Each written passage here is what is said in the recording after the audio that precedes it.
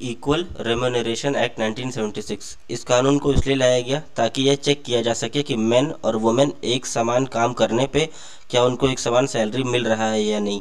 पहले महिलाओं को समान काम करने के बावजूद पुरुषों से कम वेतन मिलता था। इस समस्या को हल करने और जेंडर इक्वालिटी को बढ़ावा देने के लिए यह कानून लाया गया। भारत सरकार ने यह कानून बनाया है। अब इंडियन कॉन्स्टिट्यूशन के अंदर आर्टिकल 39 सब क्लॉज डी को भी इंसर्ट किया गया था, जो कि कहता है कि equal pay for equal work for both man and women. अगर मैन और वुमेन सेम काम कर रहे हैं तो उनको सेम सैलरी मिलनी चाहिए।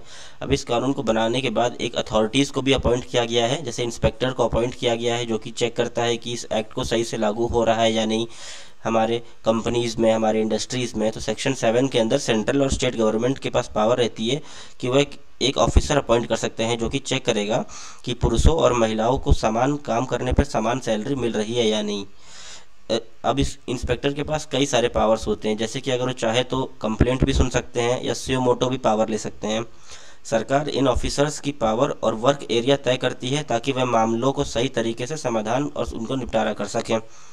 यह ऑफिसर्स के पास क्वेसी जुडिशियल पावर होती है, यानी कि इनके पास जुडिशियल पावर भी होती है। वह पेनल्टीज भी इम्पोज कर सकते हैं अगर उनको लगता है कि कहीं पर वायलेशन हो रहा है इस एक्ट का। तो अब पावर और ड्यूटीज़ इन अथॉरिटीज़ की क्या होती है, जो ऑफिसर अपॉइंट करेगी गवर्नमेंट तक चेक करने के लिए कि इस एक्ट का सही से लागू हो रहा है या नहीं। तो उनके पास पावर होती है अथॉरिटीज़ के पास कि हियरिंग कंप्लेंट्स। अगर उनको लगता है कि अगर कोई शिकायत लेके उनके पास जाता है तो वह उनकी कंप्लेंट को भी सुन सकते हैं। अगर किसी को सैलरी नहीं मिली है टाइम पे तो ये कंप्लेन कर सकते हैं इन अथॉरिटीज़ के पास। ये अथॉरिटीज़ कंडक्टिंग इन्वेस्टिगेशन को भी जांच पड़ताल भी कर सकते हैं। यानी ऑफिसर का अधिकार है कि वह शिकायतों की इन्वेस्टिगेशन करें और यह सुनिश्चित करें कि एम्प्लॉयर इस एक्ट का पालन करे। अगर उनको लगता है कि किसी विटनेस को बुलाना है या किसी डॉक्यूमेंट को चेक करना है या फिर कोई नेसेसरी एविडेंस है तो वह एम्प्लॉयर से मांग भी सकते हैं, अगर कोई भी एम्प्लॉई कंप्लेन करता है इन अथॉरिटी के पास तो। अब पासिंग ऑर्डर्स एंड डायरेक्शंस, यानी डायरेक्शन जारी करने का भी पावर होता है इन अथॉरिटीज़ के पास। अगर एम्प्लॉयर कानून का उल्लंघन करता है तो ऑफिसर उसे ऑर्डर दे सकता है कि ड्यू वेजेस का भुगतान करो, जो आपने सैलरी नहीं पे करी है अपने वर्कर को उसका पेमेंट करो। या अगर कोई रिक्रूटमेंट या सैलरी या प्रमोशन में डिस्क्रिमिनेशन हो रहा है तो उसको सुधारने के लिए भी ऑर्डर दे सकता है। अगर अगर फिर भी एम्प्लॉयर नहीं सुनता है तो उन पर सेक्शन 10 के अकॉर्डिंग पेनल्टी भी लग सकती है। एम्प्लॉयर इस कानून का पालन नहीं करता है तो ऑफिसर उन पर फाइन भी लगा सकते हैं और पनिशमेंट लगाने की सिफारिश भी न्यायालय में जाके कर सकते हैं। यह यदि एम्प्लॉयर निर्धारित समय के भीतर गलती सुधारने में विफल रहता है तो उसके खिलाफ लीगल एक्शन भी किया जा सकता है, जिसमें मॉनेटरी फाइन भी शामिल है। अपील अगेंस्ट ऑर्डर्स, यानी ऑर्डर के खिलाफ अपील।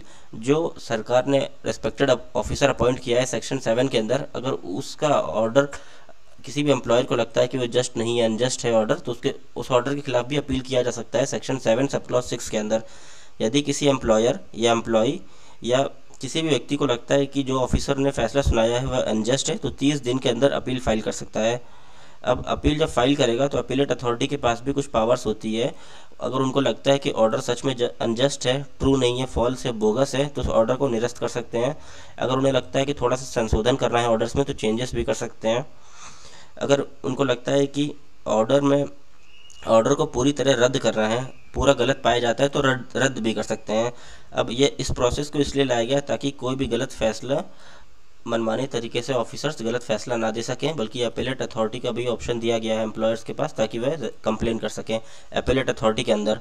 अब इस पूरे एक्ट के अंदर कुछ सेक्शंस इंपॉर्टेंट है, जैसे सेक्शन 4 मोस्ट इंपॉर्टेंट है, जो कि कहता है कि एम्प्लॉयर का कर्तव्य है कि वह पुरुषों और महिलाओं को सामान्य कार्य करने पर समान सैलरी दे।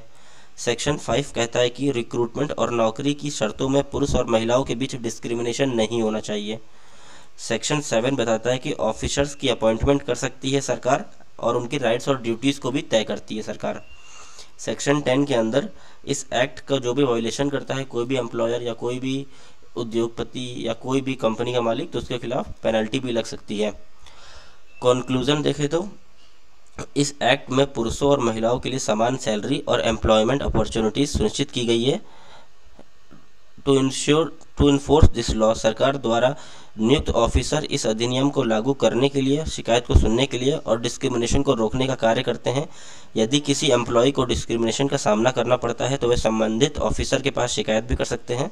यदि कोई एम्प्लॉयर इस एक्ट का पालन नहीं करता है तो उसे सेक्शन 10 के अकॉर्डिंग पनिशमेंट भी दिया जा सकता है। अपील प्रोसेस यह सुनिश्चित करता है कि कोई भी गलत फैसला नहीं ले सकता। कोई भी ऑफिसर अगर गलत फैसला लेगा तो अपीलेट अथॉरिटी उसके लिए बैठी है। कुल मिलाकर यह कहा जा सकता है कि यह कानून भारत में सैलरी इक्वालिटी और जेंडर इक्वालिटी को बढ़ाने के लिए लाया गया था। Minimum wages act 1948।